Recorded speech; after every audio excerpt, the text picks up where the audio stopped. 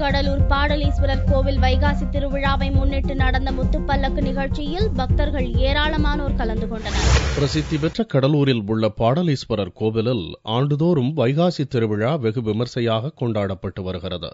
இந்த ஆண்டுக்கான திருவிழா ஜூன் 6ஆம் தேதி கொடியேற்றத்துடன் துவங்கியது. தினமும் சுவாமிக்கு சிறப்பு பூஜைகள் மற்றும் அபிஷேகங்கள் நடத்தப்பட்டது.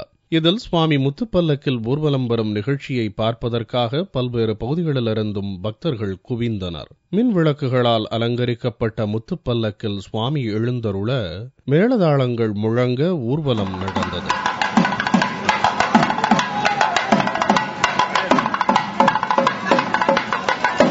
இந்த திருவிழாவில் கடலூர் மாவட்டம் மட்டுமின்றி சுற்றுவட்டார பகுதியைச் சேர்ந்த பக்தர்கள் ஏராளமானோர் கலந்து கொண்டு சுவாமி தரிசனம் செய்தனர்.